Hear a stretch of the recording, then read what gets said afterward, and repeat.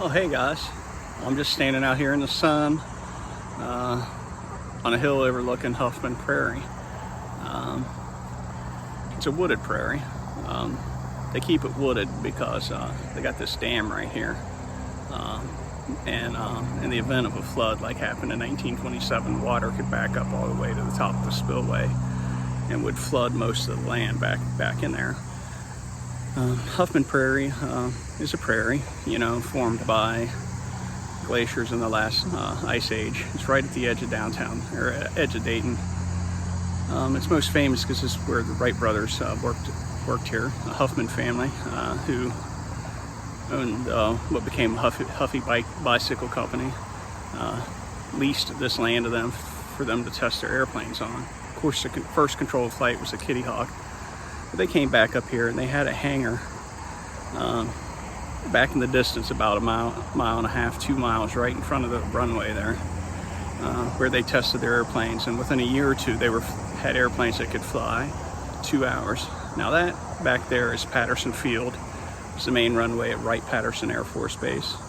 It's named after the son of John Patterson, who was a test pilot that was killed early on in research of would have been Army Air Force machines back then. And in front of me, you can't really see it because there's I guess a steam plant for the base that's in front of me. But Wright Field's back there. It was built, I think, 1917. Currently, I think it's just used for some research there. F-35 program is over there. I've seen some Osprey,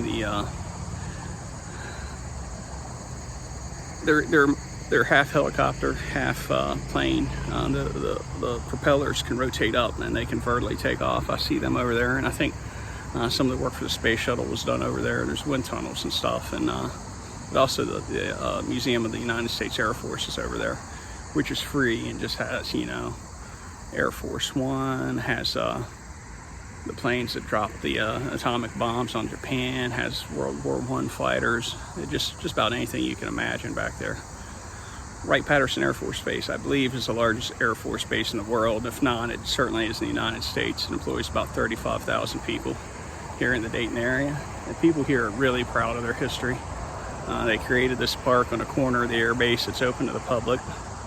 And then there's another park right over there that actually has the original hangar, which is really just an old barn for Wright-Patterson Air Force Base. But they've left all that land undeveloped so that it can just be flooded if it has to be. But it's getting really hot. I'm getting really hot standing here, so I'm gonna head for some shade and holler at you later.